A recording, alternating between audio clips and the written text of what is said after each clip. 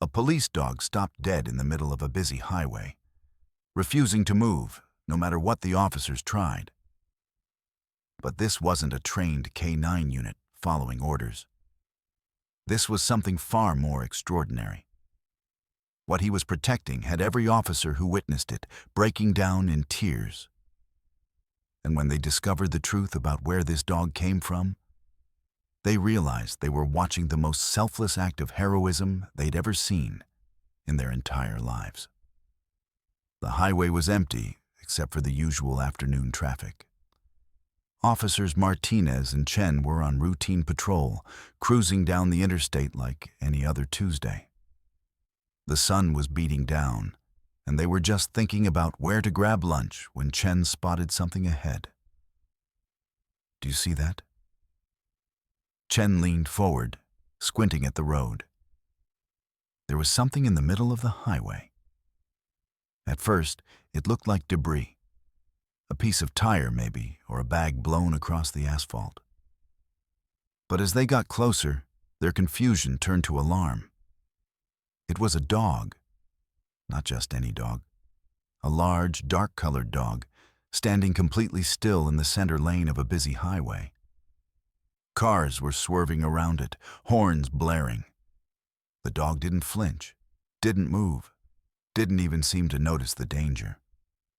Martinez immediately hit the lights and pulled over, hazard lights flashing. Both officers jumped out, adrenaline pumping. This wasn't protocol. A loose dog on the highway could cause a multi-car pileup in seconds. "Stay back," Martinez called out, approaching slowly with his hands up. "Hey, buddy, come here. Come on." The dog didn't move. Chen tried a different approach, crouching down and using a softer voice. "Hey, boy, it's okay. We're here to help." Still nothing. The dog just stood there, trembling slightly, staring straight ahead like it was frozen in place. "What's wrong with him?" Chen muttered. That's when Martinez noticed something that made his stomach drop. The dog wasn't just standing there randomly. It was positioned over something. Something on the road. "Chen, what is the dog standing on?" They exchanged a look. Neither of them wanted to find out the answer. Martinez moved cautiously toward the dog, his hand raised in a calming gesture. "Easy, boy. We're not going to hurt you." As he got closer, he could finally see what the dog was protecting. It wasn't what he expected. Lying on the asphalt, partially hidden beneath the dog's body, was a small bundle. At first, Martinez thought it was trash. Old clothes, maybe a discarded blanket. But then he saw movement. A tiny arm, a hand, his breath caught in his throat. "Oh my God," Chen whispered, realizing at the same moment. It was a baby, a newborn infant, wrapped in a dirty blanket, lying on the cold highway. The dog had positioned itself directly over the child, shielding it from the traffic, from the heat, from the world. Every time a car passed, the dog would lower itself even more, creating a protective barrier with its own body. "Call an ambulance. Now," Martinez barked, already moving into action. Chen was already on the radio, his voice shaking as he reported the situation. An abandoned baby on Highway 9. A dog protecting it. Send paramedics immediately. Martinez knelt down slowly, speaking in soft tones to the dog. "Okay, buddy. You did good. You did so good. We've got this now. The baby's safe." The dog looked up at him with eyes that seemed almost human, eyes filled with an intelligence and purpose that went beyond instinct. Slowly, carefully, the dog shifted its weight, allowing Martinez to gently lift the infant. The baby was cold, but breathing. Alive. Wrapped in that blanket were a few items: a bottle, a diaper, and a folded piece of paper. A note. Martinez's hands trembled as he unfolded it. The handwriting was shaky, desperate. "Please take care of my baby. I can't, I'm sorry. Her name is Emma. She deserves better than me." The words hit like a punch to the gut. Someone had abandoned this child on a highway, left her to die, but this dog, this incredible dog had found her, had stayed with her, had protected her with everything it had. Where did this dog come from? Chen asked, staring at the animal with a mixture of awe and confusion. That was the question that would haunt them both. Because as the paramedics arrived and took the baby to the hospital, as they tried to figure out what to do with the dog, neither officer could shake the feeling that they were missing something crucial. This dog hadn't just stumbled upon a baby by accident. Something else was at work here. Something that defied explanation. The hospital's pediatric ward was a blur of controlled chaos. Baby Emma was rushed into the emergency room on a gurney, surrounded by a team of doctors and nurses who moved with practiced efficiency. Monitors beeped. IV lines were inserted. Oxygen was administered. Despite the trauma of being abandoned on a highway, she was miraculously unharmed. Dehydrated, yes. Cold, definitely. But alive and relatively healthy. A fact that seemed almost impossible given the circumstances. Dr. Patricia Chen, the head pediatrician, examined the infant with meticulous care. She checked Emma's vital signs, her reflexes, her responsiveness. Everything pointed to a healthy newborn, no more than a few hours old. The blanket she'd been wrapped in was cheap, generic, the kind you could buy at any discount store. But it had been clean, and it had been placed with care. Someone had taken time to wrap this baby properly, to ensure she was as comfortable as possible before abandoning her. That detail bothered Dr. Chen more than anything else. This wasn't the work of someone in a moment of panic. This was calculated, deliberate. Detective Sarah Walsh arrived at the hospital within the hour, her unmarked sedan pulling into the emergency bay with quiet urgency. Child abandonment cases were serious. They carried felony charges, potential prison time. But this one was different. The circumstances were unusual enough that the police captain had called her personally. Walsh had built her reputation on solving the unsolvable, on finding patterns where others saw only chaos. She found officers Martinez and Chen in the waiting area, still processing what they'd witnessed. Both men looked shaken, their uniforms still rumpled from the highway encounter. Walsh pulled up a chair and sat across from them, her notebook already open. "Tell me everything," Walsh said, her pen poised over the blank page. "Start from the beginning. Don't leave anything out, no matter how insignificant it seems." As they recounted the story, Walsh's expression grew more intense with each detail. The dog appearing in the middle of the highway, the way it had stood guard over the baby, the deliberate positioning of its body to shield the infant from traffic, the refusal to leave Emma's side even as paramedics arrived. It was all noted, all analyzed, all filed away in Walsh's sharp mind. "What happened to the dog?" Walsh asked, looking up from her notes. "Animal control took it," Chen replied, his voice still carrying a note of uncertainty. "We didn't have much choice. It wouldn't leave the baby's side. We had to physically separate them. The dog didn't struggle or fight. It just looked at us with these eyes, like it understood what was happening, like it was accepting the situation." Walsh made a mental note. That dog was a witness, or something more. She needed to find it, needed to understand its role in all of this. "Did anyone check for a microchip?" Walsh asked. Martinez shook his head. Animal control would have done that as standard procedure. "I'll follow up on it," Walsh said. "In the meantime, I need you both to file detailed reports. Every observation, every feeling you had at the scene, even if it seems irrelevant." Meanwhile, in the hospital's molecular genetics laboratory on the 3rd floor, Dr. Raymond was staring at his computer screen with an expression of profound confusion. The initial DNA tests on baby Emma had come back, and the results were unusual. Very unusual. He ran the analysis again, checking his methodology, ensuring there were no errors. The results remained the same. He called in his colleague, Dr. Amelia Foster, a geneticist with 30 years of experience.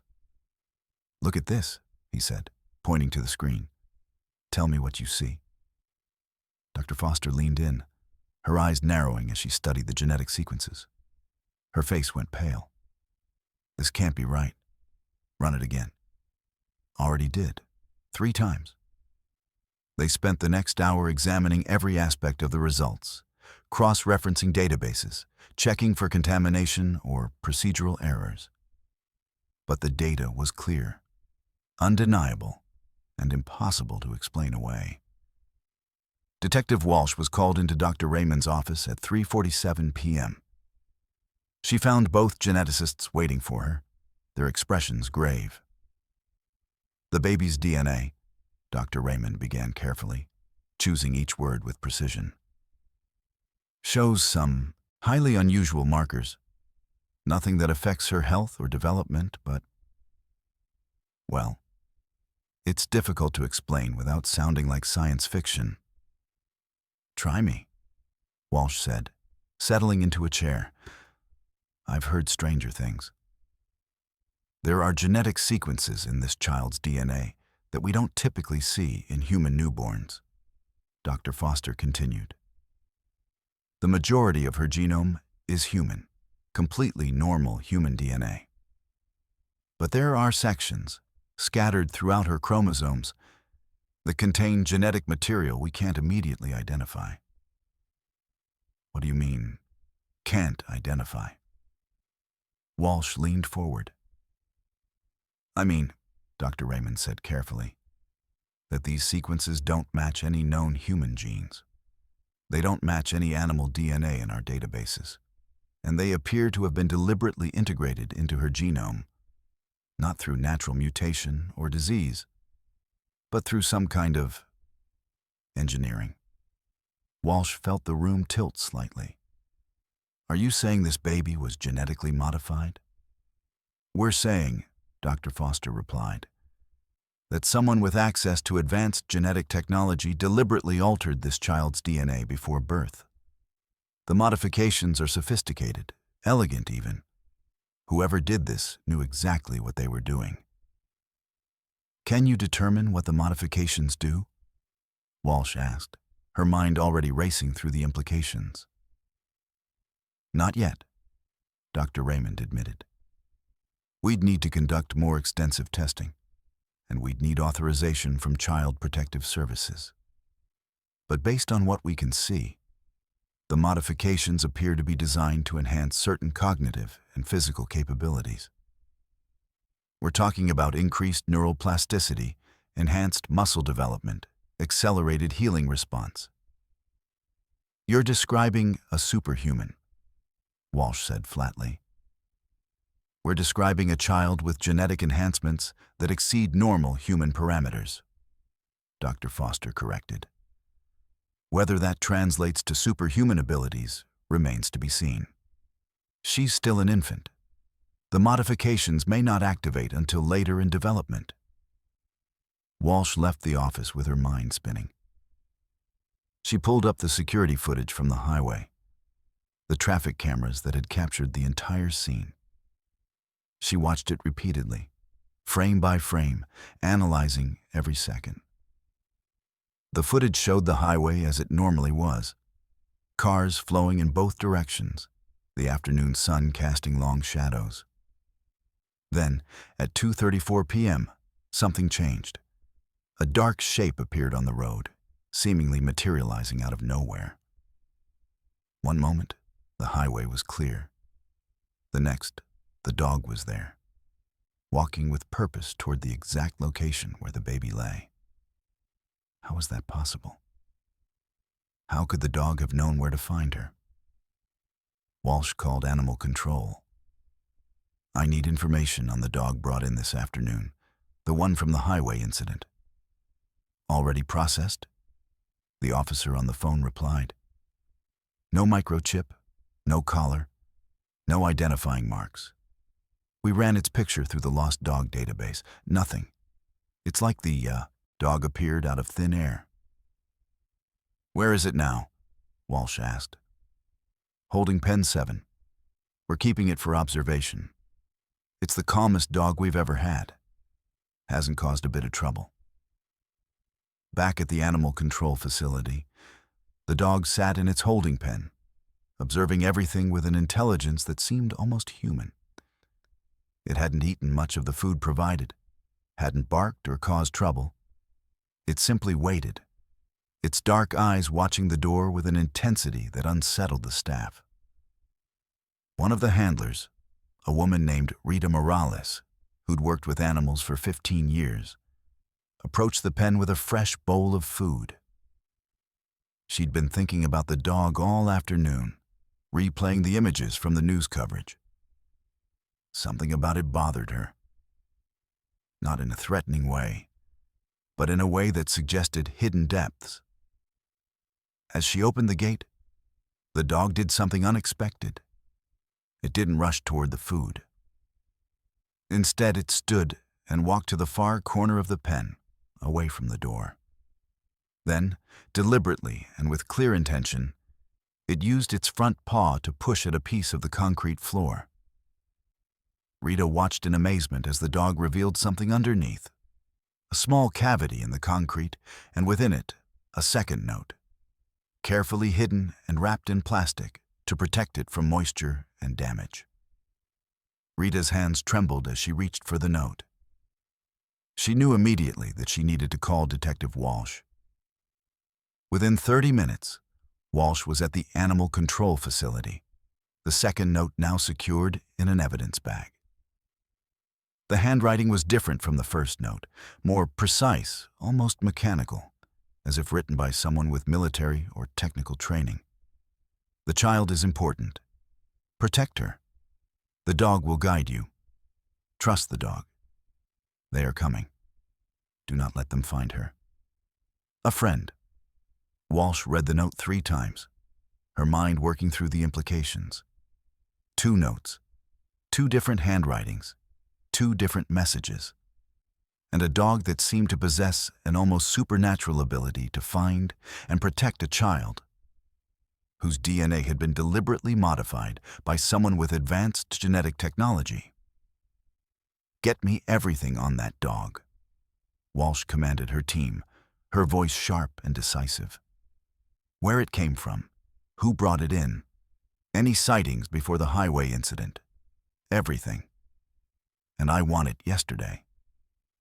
As her team scrambled to investigate, pulling security footage from surrounding areas, interviewing witnesses, checking animal shelters and veterinary records, Walsh couldn't shake the feeling that they were standing on the edge of something much larger than a simple case of child abandonment.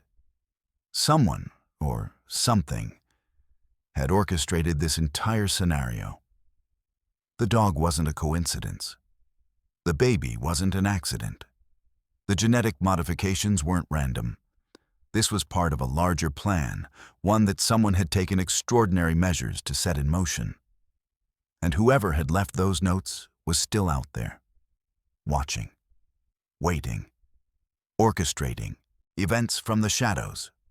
Walsh pulled up the security footage from the hospital entrance, from the streets surrounding the location where the baby had been found, from every traffic camera within a 5-mile radius. She was looking for a pattern, a face, anything that might connect the pieces of this puzzle. By midnight, she had more questions than answers. But one thing was certain. Baby Emma was not what she appeared to be. And the dog that had found her was far more than just a loyal animal. The real mystery, the one that would consume the next weeks of Walsh's investigation, was discovering who had created Emma, why they had abandoned her, and what they meant in that final warning. Because whoever had written that note, Whoever had engineered that child, and whoever the dog was protecting Emma from, they were still out there. And they were coming. The dog's name was discovered by accident, buried in the mundane details of bureaucratic paperwork that most investigators would have overlooked. Detective Sarah Walsh was reviewing the animal control intake forms for what felt like the 100th time, her eyes growing tired from staring at computer screens for nearly 18 hours straight. She had spread the documents across her desk in the precinct's bullpen, surrounded by empty coffee cups and scattered notes. The case was consuming her in a way she hadn't experienced in years. There was something about it that felt fundamentally wrong, fundamentally important. She was about to give up and head home when her eyes caught on a detail in the intake section marked Identifying Features. The intake officer, a woman named Jennifer Marks, had written a single word in the notes column: collar mark. Walsh sat up straighter. She'd seen that notation before, but had dismissed it as insignificant. A dog wearing a collar, then having it removed, nothing unusual about that. But something in her detective's instinct told her to look deeper. She immediately called animal control, not bothering with pleasantries. "This is Detective Walsh. I need you to pull up the dog from today's highway incident, the one in holding pen 7. The officer on duty, a man named Derek Thompson, who'd worked at animal control for 8 years, recognized the urgency in her voice. "Give me 5 minutes. I'll check it out personally." Walsh waited, tapping her pen against her desk, her mind already racing through possibilities. The dog had appeared out of nowhere. It had known exactly where to find the baby. It had hidden a note in its pen with the precision of someone or something with human-level intelligence. A collar mark might be nothing, or it might be everything. Thompson called back after 7 minutes. "You were right to ask. There's definitely a mark around the dog's neck. It's faint, but it's there. The fur is indented, like the dog had been wearing something tight for an extended period. A collar, definitely, but also, there's something else." "What do you mean, something else?" Walsh leaned forward. "There's an impression in the fur, like something was pressed into it. Numbers, maybe, or letters. It's really faint, but if you look at it under good light and from the right angle, there's definitely a pattern there." Walsh's heart began to race. "I need you to photograph that mark. High resolution, adjust the lighting, enhance the contrast, whatever you need to do. Get me the clearest image possible." "I'm on it," Thompson said. "Give me 30 minutes. While she waited, Walsh pulled up everything she could find on the dog's initial appearance. The security footage from the highway showed the animal materializing seemingly from nowhere. But if she looked carefully at the frames just before its appearance, she could see a blur, movement too fast to track clearly. The dog had been moving at a speed that suggested urgency, purpose, determination. The photographs arrived in her inbox 23 minutes later. Walsh opened them and enlarged the images on her monitor, adjusting the contrast and brightness settings. What she saw made her breath catch in her throat. There was definitely a sequence there. Numbers, or possibly alphanumeric characters, impressed into the fur around the dog's neck. The marks were faint but undeniable once you knew to look for them. Walsh grabbed a notebook and carefully transcribed what she could see. 40 down, 2847, 74.93. Her hands trembled as she entered the coordinates into a mapping application. The location appeared on her screen, a remote area approximately 42 miles outside the city, deep in a forested region that was mostly undeveloped land, state forests, and private property. But that wasn't what made her blood run cold. When she pulled up the satellite imagery for that location, she found a facility, a large, sophisticated compound hidden beneath a canopy of trees, surrounded by high-security fencing and what appeared to be surveillance systems. The satellite image was 6 months old, but the facility was clearly there, clearly operational, clearly designed to be hidden from casual observation. Walsh immediately began pulling permits, zoning records, property tax documents, anything that might identify who owned the property. What she found was a maze of shell corporations and holding companies, each one carefully designed to obscure the true ownership. She followed the paper trail through 3 layers of corporate structure, each one leading to another, each one registered in a different state with different officers and directors. But one name kept appearing again and again in the background: Helix Innovations. Walsh ran a comprehensive background check on the company, pulling every public record available. Helix Innovations was a biotech firm, founded 12 years ago by a consortium of investors and researchers. The company's stated mission was advancing human potential through genetic research and therapeutic innovation. It had received significant government contracts, military funding from the Department of Defense, and substantial private investment from venture capital firms specializing in biotech. The company's public face was impressive. Research papers published in peer-reviewed journals, patents filed with the USPTO, partnerships with major universities. But when Walsh dug deeper, when she looked beyond the carefully curated public image, a different picture emerged. The CEO and founder was a man named Dr. Marcus Kellerman, a geneticist with a PhD from MIT, and a reputation that was, at best, controversial. Walsh pulled his complete file, which took another hour of digging through academic databases, legal records, and confidential police files that she probably shouldn't have had access to but did anyway. What she found was a disturbing pattern. Kellerman had been involved in several high-profile disputes over the ethics of genetic modification research. He'd been fired from the Salk Institute for pushing the boundaries of what his colleagues considered acceptable research. He'd been forced to resign from Stanford's genetics program after allegations of conducting unauthorized experiments. He'd been investigated by the FBI for potential violations of the Genetic Information Non-Discrimination Act.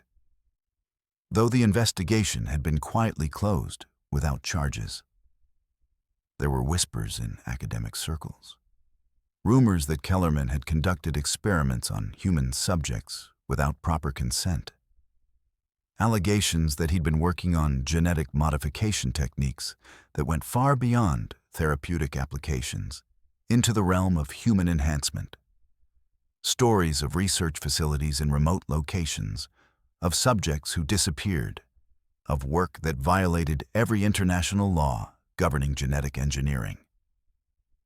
But nothing had ever been proven.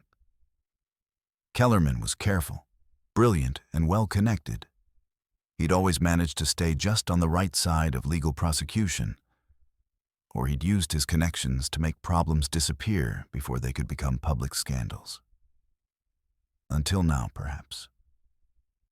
Walsh called her supervisor, Captain Marcus Rodriguez, and requested an emergency meeting.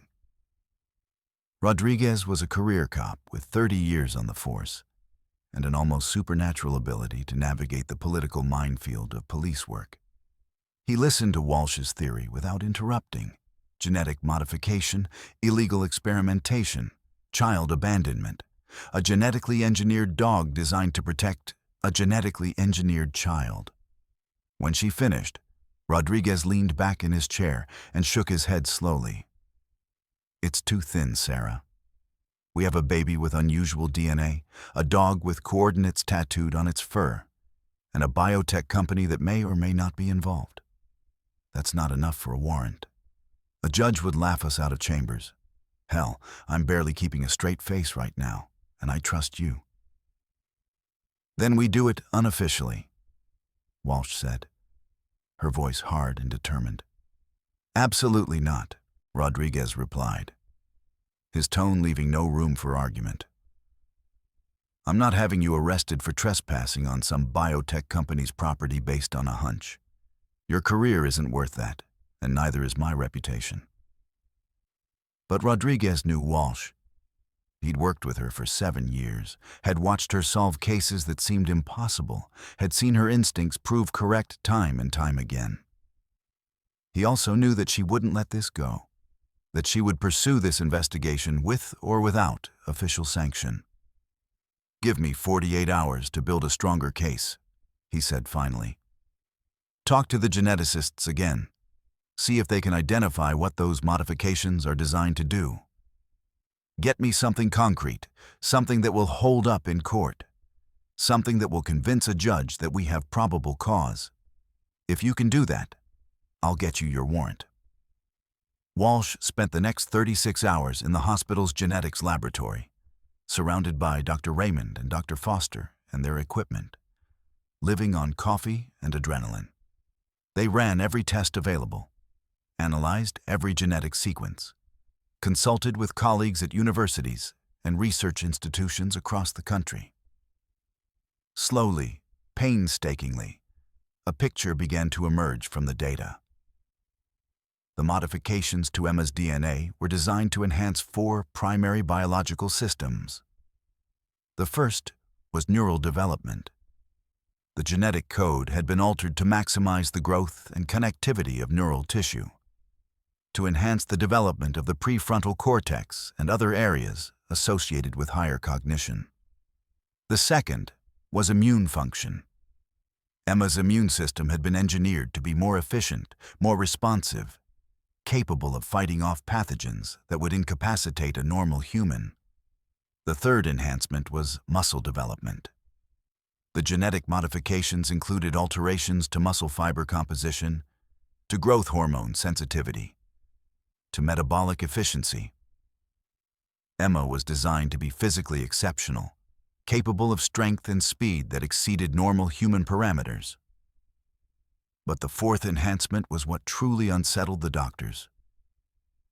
It's like there's a dormant program embedded in her DNA, Dr. Foster explained, pulling up a complex sequence on her screen. Her voice carried a note of scientific wonder mixed with profound unease. These genes are currently inactive, but they're designed to activate at specific developmental milestones. At age 5, at age 12, at age 18, and possibly beyond. It's like someone programmed her to become something specific at those ages. Become what? Walsh asked, though she wasn't sure she wanted to know the answer. That's what we can't determine, Dr. Raymond admitted, running his hand through his hair in frustration. The genetic code is sophisticated enough that we'd need months of analysis, possibly years, to figure out what the end result is supposed to be. But based on the enhancement patterns, based on the way the genes are organized and sequenced, I'd guess we're talking about someone designed to be exceptionally intelligent, physically capable, and possibly with abilities we don't even have names for yet. Abilities like what? Walsh pressed. Dr. Foster hesitated, choosing her words carefully. There are genetic sequences here that appear designed to enhance sensory perception, vision, hearing, olfactory sensitivity. There are also sequences that suggest enhanced neural plasticity, which could translate to faster learning, better memory retention, possibly even enhanced pattern recognition. And then there's this. She pointed to a section of the genetic code. This sequence is the most mysterious. It appears to be designed to enhance something we don't have a good term for. Intuition, maybe? Or something more like prescience? The ability to predict outcomes based on subtle environmental cues? Walsh felt a chill run down her spine. Someone had created a child, literally engineered a human being from the genetic level, with specific enhancements designed to activate over time. They'd created a person designed to be a superhuman, a being with capabilities that exceeded normal human parameters in nearly every measurable way. And then they'd abandoned her on a highway, leaving a dog, another genetically engineered being, to protect her in cryptic notes warning that they were coming. It was insane. It was impossible. And it was undeniably, terrifyingly real. That night, Walsh couldn't sleep.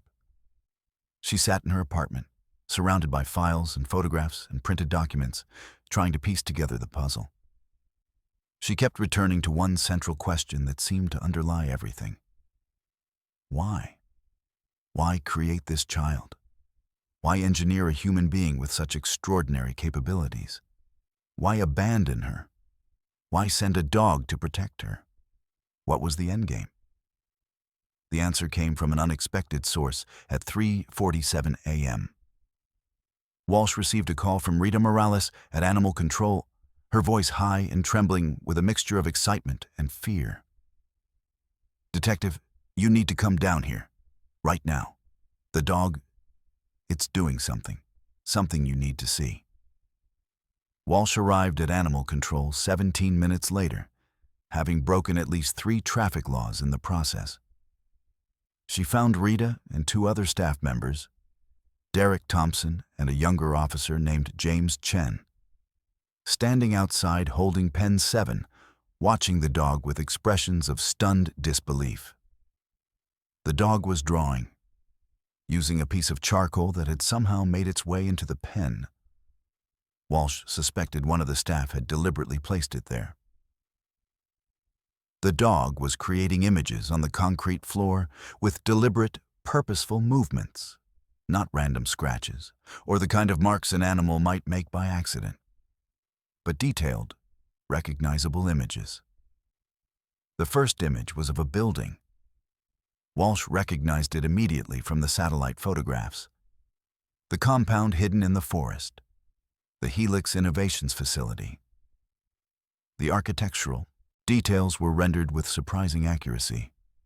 The fence line, the guard stations, the main structure. The second image was of a man's face, a face that matched the photograph of Dr. Marcus Kellerman that Walsh had pinned to her investigation board back at the precinct. The dog had captured his features with remarkable precision. The sharp cheekbones, the intense eyes, the thin-lipped expression that suggested arrogance and ambition. And the third image was of a woman, her face rendered with what could only be described as emotional depth. The woman's features conveyed anguish, desperation, maternal love, and profound loss all at once. There were lines suggesting tears, a mouth open as if crying out, hands reaching forward as if grasping for something just beyond reach. "My God," Walsh whispered, understanding beginning to dawn. "The dog is trying to communicate. It's telling us a story."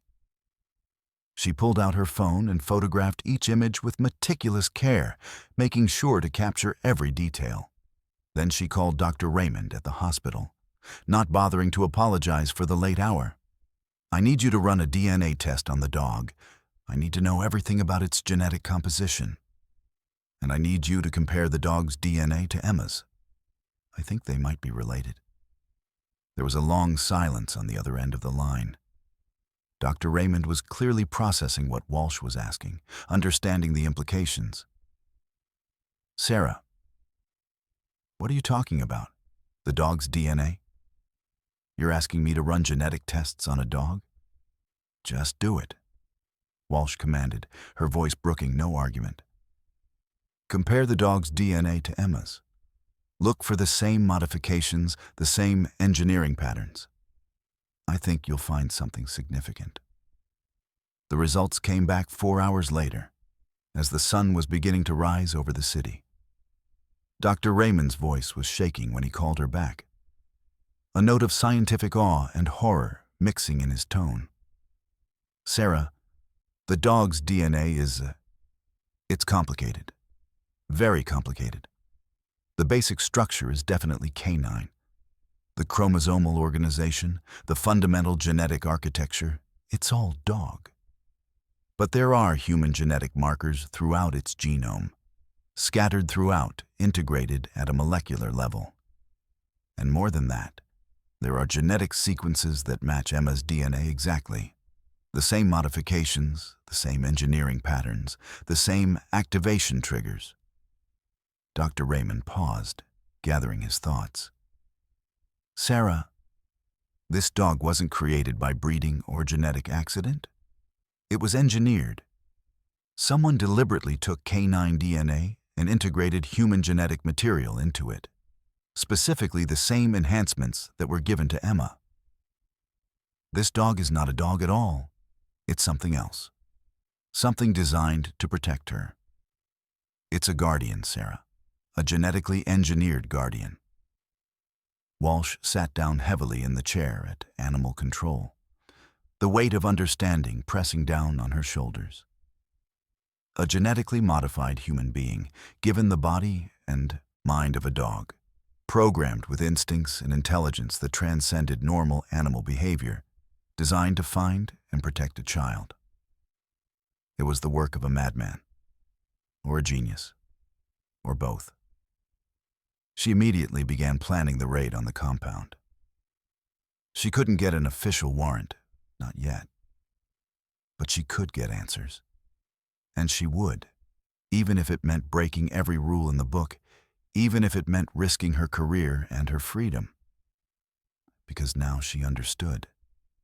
Baby Emma wasn't just an abandoned child. She was a creation, a project, an investment of time, resources, and scientific expertise. And somewhere out there, the man who had created her, Dr. Marcus Kellerman, was looking for her. And if the warning in that note was accurate, if the dog's drawings meant what Walsh thought they meant, then Kellerman was coming soon. Very soon. The question that kept Walsh awake as she sat in the animal control facility, watching the dog continue to draw more images, more warnings, more desperate messages, was, what did he want with her? And what had he created her to become? Because if Emma was designed to activate enhancements at specific ages, if she was engineered to possess abilities that transcended normal human parameters, then Kellerman wasn't just looking for a lost experiment. He was looking for a weapon, or a tool, or something far more sinister than either. And Walsh was running out of time to stop him. The raid was planned with meticulous precision, though it existed in a legal gray area that made Captain Rodriguez visibly uncomfortable. Walsh had managed to secure a warrant based on the genetic evidence and the coordinates found on the dog, but only after Dr. Raymond had testified before a judge about the implications of Emma's genetic modifications and the connection to Helix Innovations. The judge, a woman named Margaret Chen, who had a reputation for being tough on corporate malfeasance, had granted the warrant with the explicit understanding that any evidence obtained would be admissible only if the search was conducted properly. One misstep, one violation of protocol, and everything would be inadmissible. Everything would fall apart. Walsh assembled a team carefully. She selected officers she trusted implicitly: Martinez and Chen from the highway incident, Thompson from animal control, and 6 uniformed officers with tactical training. She also insisted on bringing Dr. Raymond and Dr. Foster, along with a forensic team that could document any biological or genetic materials they found. The plan was simple: arrive at dawn, secure the perimeter, and search the facility. They would have a warrant, they would follow procedure, and they would find the truth. What they didn't anticipate was that someone was already waiting for them. The compound revealed itself as they approached through the forest access road. It was larger than the satellite images had suggested. The canopy of trees had hidden the true extent of the facility. There were multiple buildings arranged in a complex pattern, connected by underground tunnels that Walsh could see marked on the architectural blueprints they'd obtained from the county records office. The main gate was open. Walsh raised her hand, signaling the team to halt. Something was wrong. The gate should have been closed, locked, secured. The fact that it was open suggested either carelessness or an invitation. "Tactical team, secure the perimeter," Walsh commanded. "Full protective gear. Assume hostile environment until proven otherwise." The officers moved with practiced efficiency, taking positions around the facility's entrance. Walsh approached the gate with her hand on her weapon, her senses heightened, her instincts screaming that something was very wrong. There was a sign on the gate, a simple placard with typed text. "Welcome, Detective Walsh. We've been expecting you. Dr. Kellerman requests your presence in the main laboratory. Come alone. Your team may secure the facility." Management. Walsh's blood ran cold. How did they know her name? How did they know she was coming? She immediately radioed Rodriguez, who was positioned in a command vehicle a half-mile away. "The gate is open. There's a message. They knew we were coming." "Abort," Rodriguez said immediately. "Pull back. We need to reassess." But Walsh was already walking through the gate, her weapon drawn, her mind working through the implications. If Kellerman had known they were coming, if he'd left the gate open and sent an invitation, then either he was confident he could handle police presence, or he wanted to be found, or both. The interior of the main building was surprisingly normal. Clean hallways, modern equipment, the kind of sophisticated research facility you'd expect from a well-funded biotech company. But there was an eerie emptiness to it. No staff members, no researchers, no security personnel. Just empty corridors and the soft hum of ventilation systems. Walsh followed the signs, directing her to the main laboratory, her weapon held ready, her every sense alert. The door to the laboratory slid open automatically as she approached, revealing a space that looked like something out of a science fiction film. Dr. Marcus Kellerman stood in the center of the room, surrounded by equipment and displays showing genetic sequences, biological models, and data streams. He was a tall man, thin, with sharp features and intense gray eyes that seemed to catalog and analyze everything they looked at.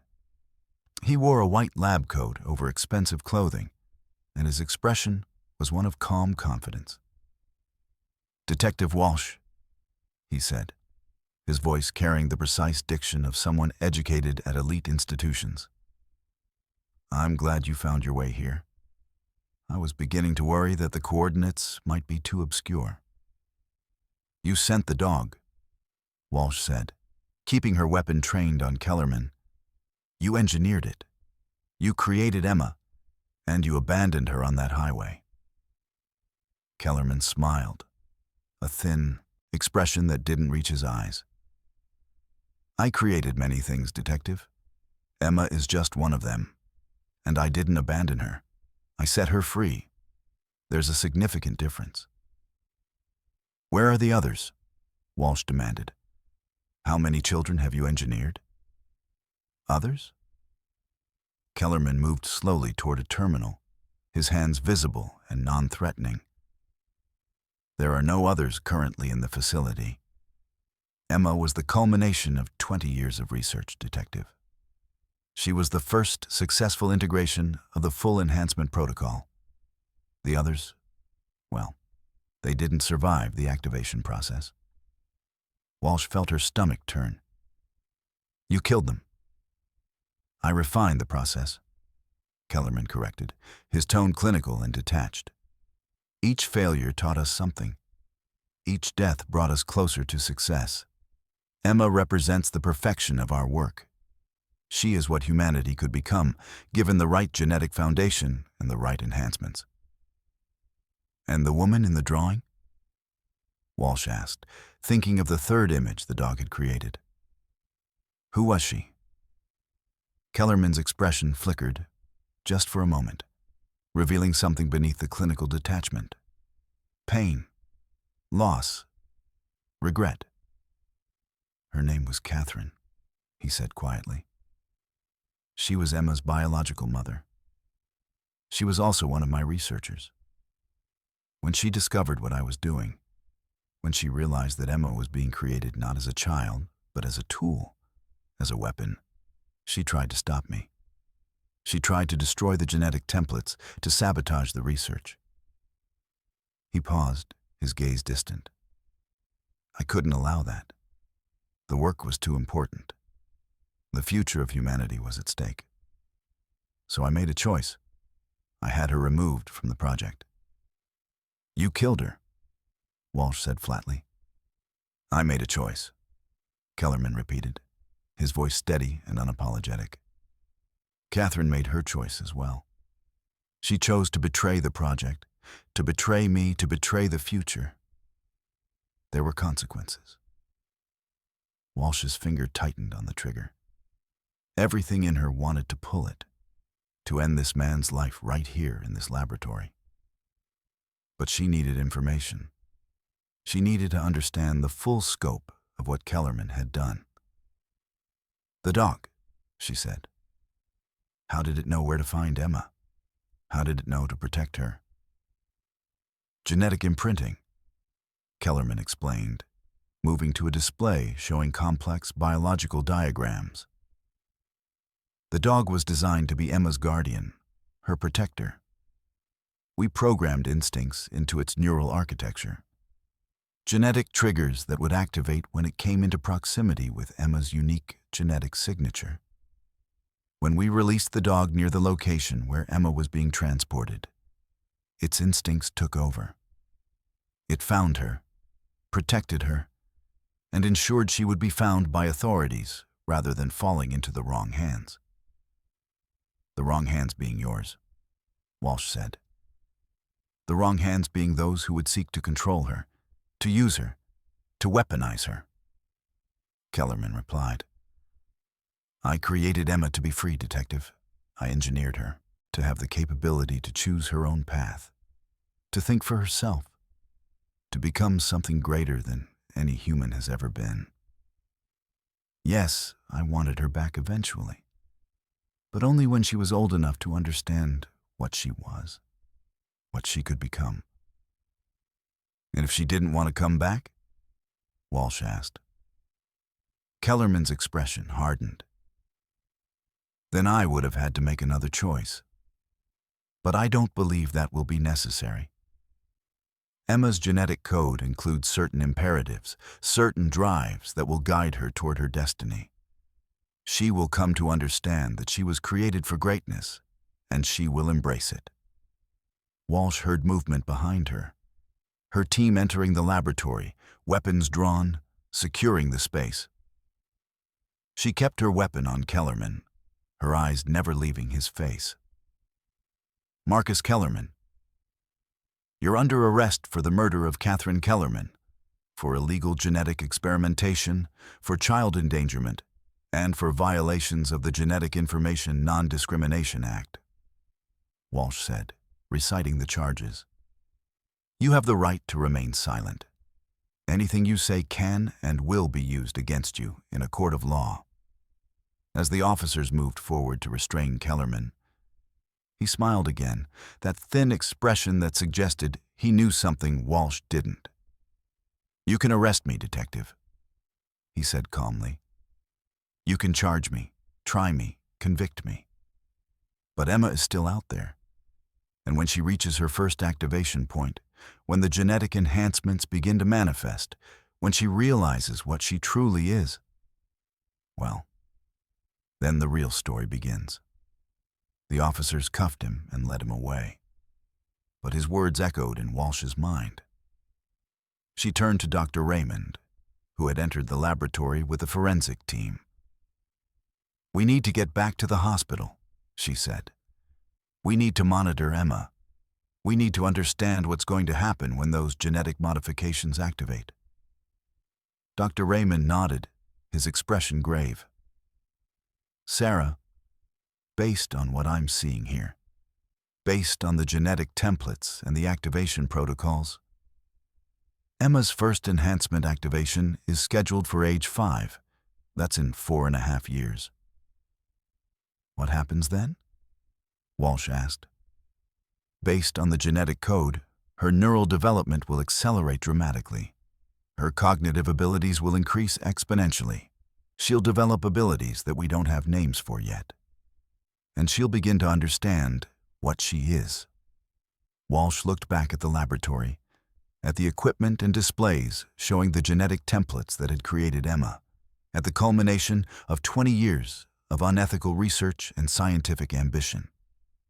"We need to find her," she said quietly. "We need to make sure she's protected. We need to make sure that when she activates, when she becomes what Kellerman designed her to be, she has people around her who care about her, who will help her understand what's happening to her." "And if she becomes a threat?" Dr. Foster asked from across the room. Walsh didn't answer. She didn't want to consider that possibility. Because Emma was still a baby, still innocent, still just a child who had been created and abandoned through no fault of her own. But in 4.5 years, that might change. The drive back to the city was silent and tense. Walsh sat in the back of the police vehicle, watching the forest give way to suburbs and then urban sprawl. Her mind was already working on the next steps, the next moves in a game that had just become far more complicated. Kellerman was in custody, but his work continued. The genetic templates existed. The knowledge existed. And somewhere out there, baby Emma was growing, developing, unaware of what she truly was, unaware of the enhancements that were dormant within her genetic code, waiting to activate. When Walsh arrived at the hospital, she went directly to the pediatric ward. Emma was in her crib, sleeping peacefully, looking like any other newborn. But Walsh knew better. She knew what was hidden within that small body, what was waiting to emerge. She made a decision then, a decision that would shape the rest of her life and career. She would protect Emma, not from herself, not from her capabilities, but from those who would seek to use her, to control her, to weaponize what Kellerman had created. Emma deserved a chance to grow up, to discover who she was on her own terms, to choose her own path. And Walsh would make sure she got that chance, no matter what it cost. The apartment was modest but comfortable, located in a quiet neighborhood on the outskirts of the city where Walsh had carefully arranged for Emma to be placed in protective custody. Officially, Emma was listed as a ward of the state, her case sealed by court order. Unofficially, Walsh had taken personal responsibility for her care and development. 4 years had passed since that dawn raid on the Helix Innovations compound. 4 years of careful monitoring, of secret meetings with Dr. Raymond and Dr. Foster, of building a support network around Emma that existed outside the normal channels of child welfare services. Emma was now 4 years and 11 months old, just weeks away from her 5th birthday, and the first major activation of her genetic enhancements. Walsh sat at the small kitchen table of the apartment, reviewing the latest medical reports from Dr. Raymond. The data was clear. Emma's body was beginning to show the early signs of the genetic activation. Her neural development was accelerating beyond normal parameters. Her immune system was becoming more efficient. Her physical development was slightly ahead of schedule, though not so much as to be immediately noticeable to casual observers. "How is she today?"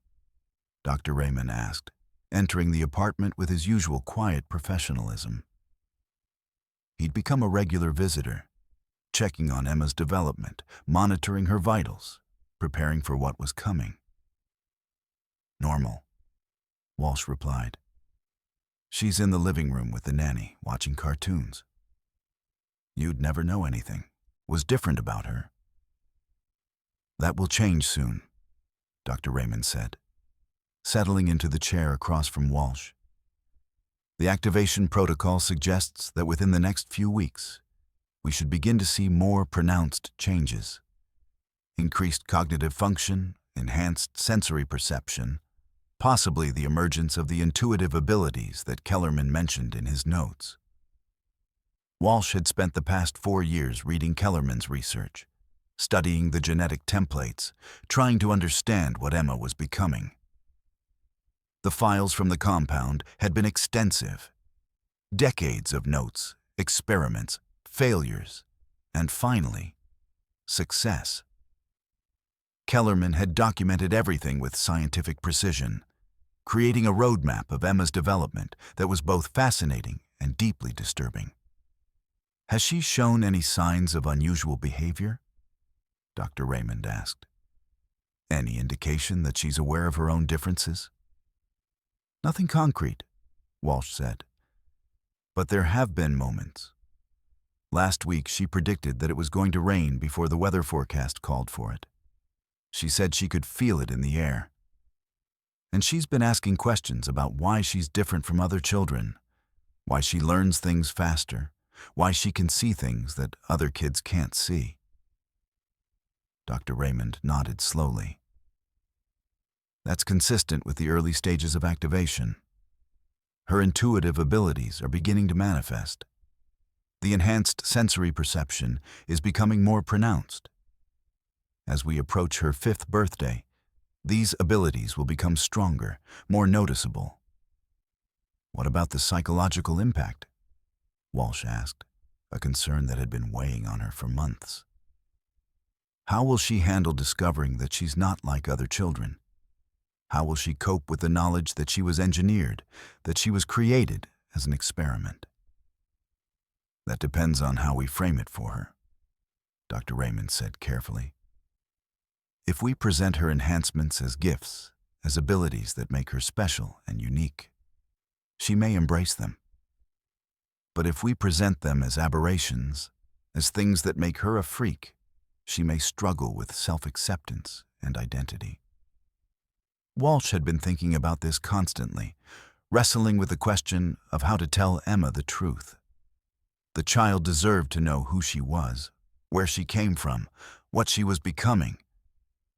But she also deserved to grow up with a sense of normalcy, with friendships, with a childhood that wasn't overshadowed by the knowledge of her own genetic engineering. I think it's time, Walsh said finally. I think it's time to tell her. She's asking questions. She's starting to understand that something is different. I'd rather she hear the truth from us than discover it on her own or have it used against her by someone else. Dr. Raymond was quiet for a long moment. Are you sure? Once you tell her, you can't take it back. She'll carry that knowledge for the rest of her life. She's already carrying it, Walsh replied. She just doesn't have the words for it yet. Better to give her the truth, the full context, and let her process it with support around her.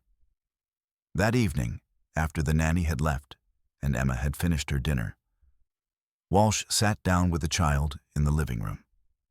Emma was small for her age, delicate-looking, with dark hair and intelligent eyes that seemed to see far more than most children's eyes could see. Emma, I want to talk to you about something important, Walsh began, choosing her words carefully. Something about you, about who you are and where you come from.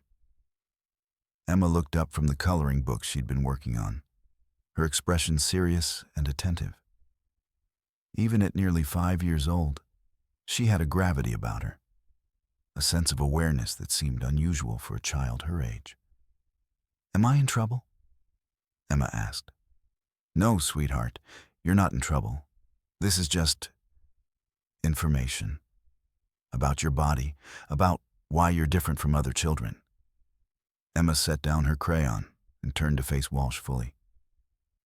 I know I'm different. I can do things that other kids can't do. I can see things. I can hear things. And sometimes I just know things. Is that bad? Walsh took a breath. No, it's not bad. It's special. And the reason you can do those things is because you were created to be special. You were designed, Emma. Before you were born, before you were even conceived, scientists worked together to create you with special abilities. Like a robot? Emma asked, her young mind trying to process the concept. Not exactly, Walsh said gently. You're not a robot. You're a real person with real feelings and real thoughts. But your body was designed by scientists to be stronger, smarter, and more capable than most people. And as you grow up, those abilities are going to become stronger. That's what's happening to your body right now. Emma was quiet for a long moment, her young face thoughtful. Why did they make me like this? Did they want me to do something special? This was the question Walsh had been dreading, because the honest answer was complicated and dark. Kellerman had created Emma to be a tool, a weapon, a being capable of extraordinary things that could be used for purposes that might not be benevolent. But Emma didn't need to know that yet. She needed to know that she was loved, that her existence had value beyond her capabilities. They created you because they believed you could do great things, Walsh said carefully. They believed you could become someone special, someone who could help people, someone who could make a difference in the world. And what do you believe? Emma asked, her intelligent eyes fixed on Walsh's face. Walsh felt her heart constrict. I believe you're already special, Emma. Not because of what you can do, but because of who you are. Your abilities are just part of you. They don't define you. You define you. Emma considered this, her young mind working through the implications. When will I know what I can really do? When will my abilities activate? Soon, Walsh said. Very soon. In the next few weeks, you might start to notice changes. You might become stronger. You might be able to see and hear things more clearly. You might understand things more quickly. And that's okay. That's normal for you. But I want you to know that I'll be here to help you understand what's happening, to help you learn how to use your abilities responsibly. Will other people be afraid of me? Emma asked, her voice small and vulnerable. Walsh pulled the child into an embrace, feeling the weight of responsibility settle more heavily on her shoulders. Some people might be, but that's their problem, not yours. You're going to be amazing, Emma, and I'm going to make sure you know that every single day. Over the next 2 weeks, the changes became more pronounced. Emma's cognitive abilities accelerated dramatically. She began to read books that were years above her age level, to solve mathematical problems with ease, to demonstrate a grasp of complex concepts that should have been impossible for a 5-year-old. Her physical development also began to shift. She became stronger, faster, more coordinated. She could run further without getting tired. She could jump higher. Her hand-eye coordination became almost supernatural. But the most dramatic change was in her sensory perception. Emma could hear conversations from rooms away. She could see details in objects that normal vision shouldn't be able to discern. And her intuitive abilities, the ability to predict outcomes, to sense danger, to understand people's emotions, became increasingly pronounced. On Emma's 5th birthday, Dr. Raymond conducted a comprehensive evaluation. The results confirmed what Walsh had suspected. Emma's genetic enhancements had fully activated. She was now operating at cognitive and physical levels that exceeded normal human parameters by significant margins. She's remarkable, Dr. Raymond said, reviewing the test results with Walsh. Her IQ is testing in the 180s. Her physical capabilities are equivalent to an athlete in peak condition, despite her age. and her intuitive abilities are even more pronounced than the genetic template suggested they would be. "Is she in danger?" Walsh asked. "Is there any risk that the activation could have adverse effects?" "Psychologically, there could be challenges," Dr. Raymond said. "Children with significantly elevated IQ often struggle with social integration, with relating to their peers, with feeling isolated.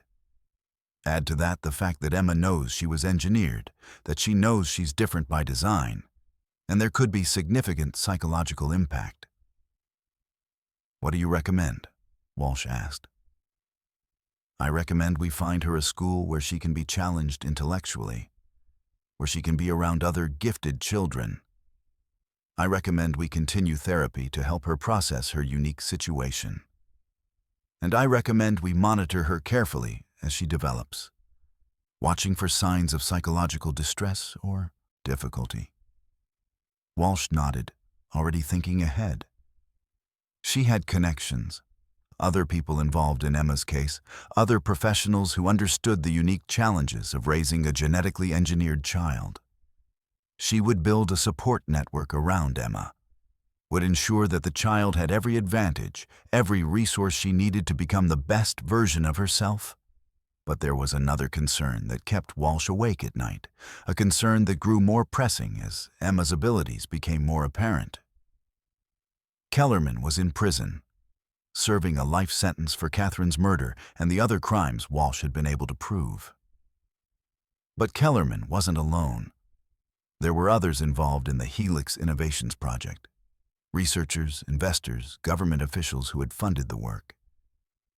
And now that Emma was becoming a reality, now that her abilities were manifesting, there would be people who wanted to find her, to study her, to use her. Walsh had made enemies in her pursuit of justice for Emma. She'd exposed corruption, revealed unethical research, threatened powerful interests. And those interests wouldn't forget. They would be watching, waiting, looking for an opportunity to reclaim their investment. Emma was safe for now, hidden in plain sight, living a life that appeared normal on the surface. But Walsh knew it was only a matter of time before someone found her. And when they did, everything would change. On the night of Emma's 5th birthday, after the child had fallen asleep, Walsh sat at the kitchen table with Dr. Raymond and Dr. Foster, reviewing contingency plans, discussing security measures, preparing for a future that seemed increasingly uncertain. "We need to consider the possibility that someone will come for her," Dr. Foster said bluntly. "Kellerman may be in prison, but the project he started didn't die with his arrest. There are people out there, government agencies, private corporations, criminal organizations, who would pay enormous amounts of money to have access to Emma, to study her, to replicate what Kellerman accomplished. Then we protect her," Walsh said firmly. "Whatever it takes. We keep her safe until she's old enough to protect herself." "And after that?"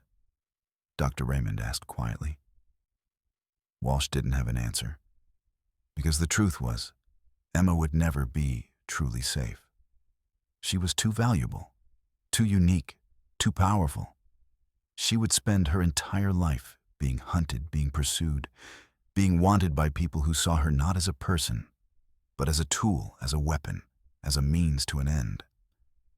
Unless Walsh could find a way to change that.